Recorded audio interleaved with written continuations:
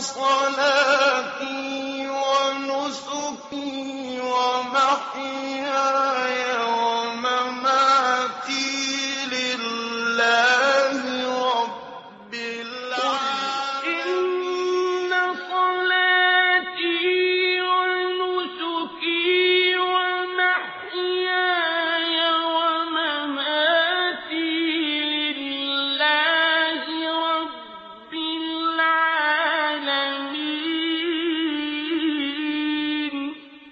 السلام عليكم ورحمة الله. الحمد لله رب العالمين، والصلاة والسلام على أشرف المرسلين نبينا محمد وعلى آله وصحبه أجمعين.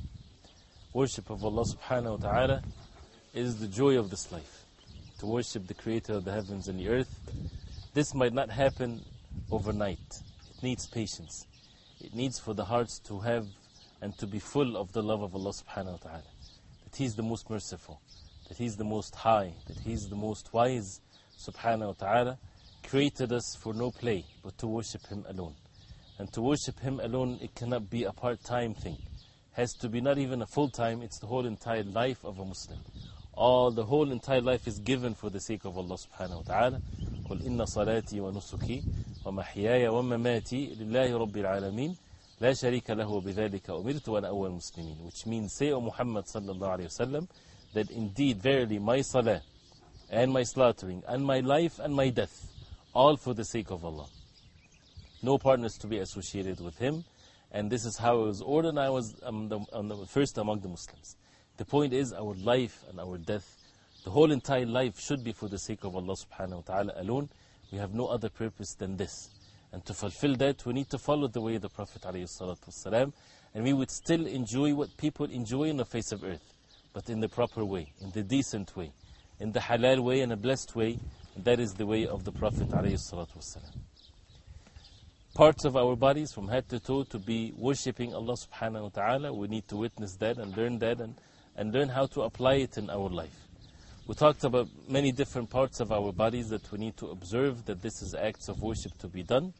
And we said some of the examples, not everything, because to talk about the ibadah from head to toe, this is basically the whole religion of Islam. And not to undermine the deeds done by the heart, because this is the foundation. In one of the episodes, we talked about the outside appearance. Outside appearance is very important, but especially when it comes for the women, the issue of al-hijab. This is an act of obedience to Allah subhanahu wa ta'ala from head to toe, and that is to cover one's body, the woman to cover her body from head to toe for the sake of Allah subhanahu wa ta'ala once she leaves her household. When she is among, or people might see her, not her husband or father or so on, it's the strangers. The hijab is an act of worship, is an act of obedience to Allah subhanahu wa ta'ala that is observed from head to toe for women. So this is, if we can talk about hijab or acts of worship from head to toe, hijab is the one. From head to toe, a Muslim woman is supposed to observe this act of obedience to Allah subhanahu wa ta'ala. This is something that, why we mention that, because this is something that a lot of the Muslim women nowadays are getting so much heat as a result of matters of hijab, especially in some of the Western countries. And this is one of the means to be steadfast on the deen of Islam. This life is about test. And Allah subhanahu wa ta'ala mentioned in many verses in the Qur'an how the believers, they go through tests in life. And they go through these tests, and they're supposed to be patient.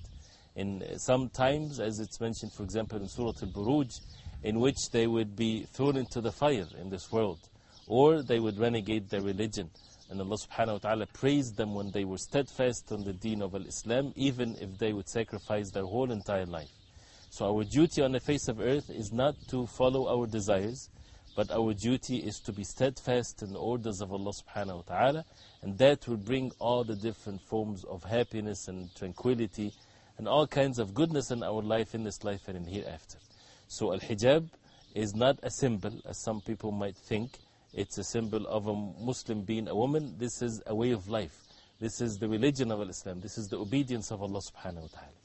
And the hijab, the word hijab means, it is not a piece of cloth that a Muslim woman would wear.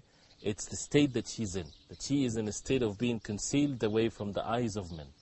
She's away from the eyes of men by shielding herself. And that's why Allah subhanahu wa ta'ala, when he talked about the men and women mixing together, he said subhanahu wa ta'ala, وَإِذَا سَأَلْتُمُهُنَّ مَتَاعًا فَاسْأَلُوهُنَّ مِنْ وَرَاءِ حِجَابٍ. That if you ask them for anything, ask them from behind hijab, from behind a curtain, from behind a way that conceals them.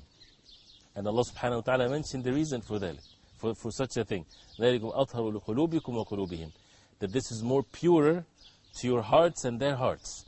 And it's not exclusive for the wives of the Prophet sallallahu alaihi wasallam, as some people might think. It's for all the Muslim women. So this is how the society or the community among the Muslims is, that the only women in the life of a man is the wife and the mother and the sister, the blood relatives, and that's it. And the only men in the life of the woman is the father and the brother and the husband. When it comes to intimate relationship, it's only the wife and it's only the husband. And other than that, women have their own communities, their own gatherings, and men, they have their own gatherings. There's no business for them to be interacting with one another and free mixing with one another to protect themselves from within the evil within themselves. And of course, it would necessitate for people to go out of their homes. People are not staying in their homes all the time. And Allah subhanahu wa ta'ala ordered the woman, when she's would go out of her home, then she would observe the hijab. The conditions for the hijab, as it's mentioned in the Qur'an and the Sunnah of the Prophet ﷺ, that it covers the body of the woman from head to toe, that it's not shaping the body, it's not transparent, it's not imitating the disbelievers, it's not an adornment by itself. Any form of adorning oneself, that's something that should be exclusive for the husband, not for everybody to see. And when a Muslim woman would do this for the sake of Allah subhanahu wa ta'ala, seeking rewards from Allah subhanahu wa ta'ala, this is definitely a great deed. Especially when we are living at a time, again, when people are, some of them, they would ridicule a Muslim woman wearing hijab or whatever there is. We should remember what Allah subhanahu wa ta'ala said about this. إِنَّ الَّذِينَ أَجْرَمُوا كَانُوا مِنَ الَّذِينَ آمَنُوا يَضْحَكُونَ وَإِذَا مَرُّوا بِهِمْ يَتَغَامَزُونَ وإذا انقلبوا إلى أهلهم انقلبوا فكهين وإذا رأوهم قالوا إن هؤلاء لضالون وما أرسلوا عليهم حافظين. At the end of Surah Al-Mutaffifin, Allah subhanahu wa ta'ala is saying that the criminals, the sinners, the disbelievers, they would laugh and mock at the believers. وإذا مروا بهم يتغامزون. And when they pass by them, they blink their eyes, they make fun of them.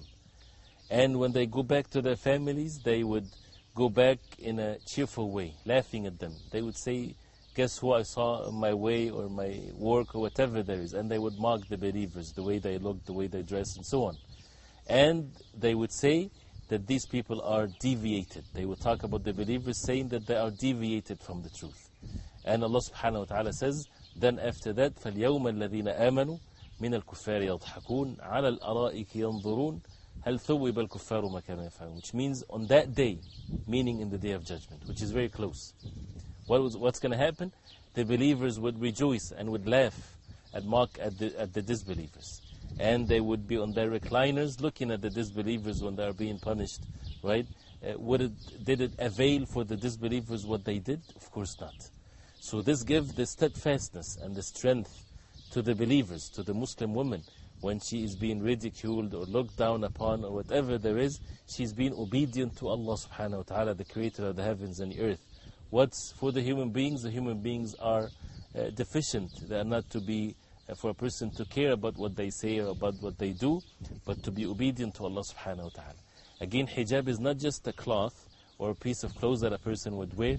It's a way of life. To be or to have this shyness and the modesty, to be away from dealing with the strange men, and for those who are not their husband and their fathers and brothers and so on.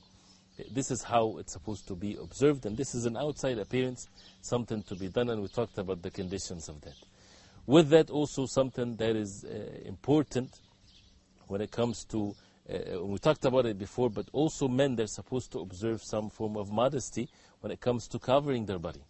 And covering their body, and as we know that the awrah for the men, which is supposed to be covered, is from the navel to the knees, but also they're supposed to, whenever they pray, they would put something on their shoulder.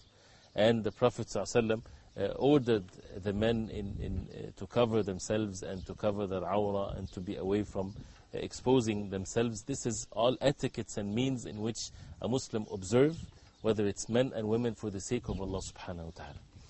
The Prophet sallallahu alayhi wasallam, when he talked about, when he was asked about a man entering onto the women, to the gatherings of women, the Prophet sallallahu alayhi wasallam forbade them from doing so. And then when a man asked, أَفَرَأَيْتَ الْحَمُ, how about the brother of the husband, the husband's brother, which is someone that would frequently or might frequently enter into the house of his brother and in the presence of his wife and so on. And he might enter when she's alone and so on.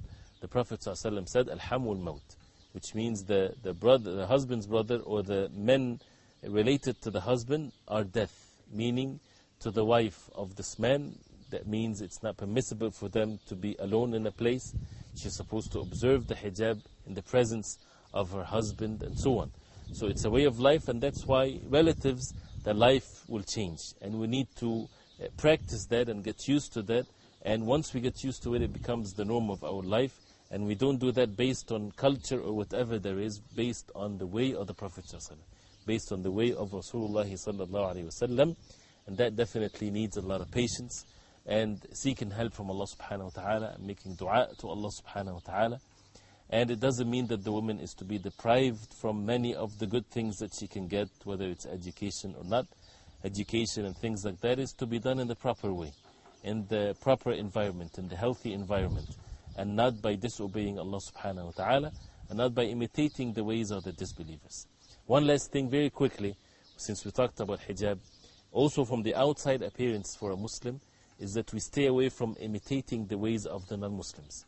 We have to have our own identity and our own way of doing things that makes us unique, makes the Muslims, when they see each other, they know each other.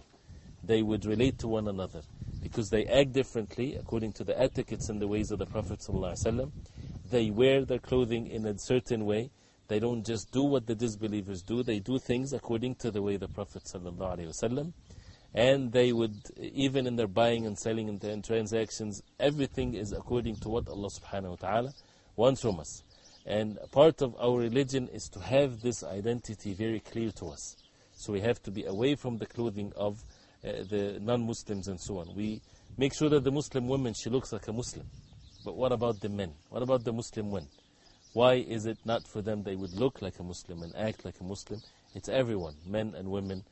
Everybody should act and should be dealing with things according to what Allah subhanahu wa ta'ala wants from us, according to the way of the Prophet alayhi salatu wasalam.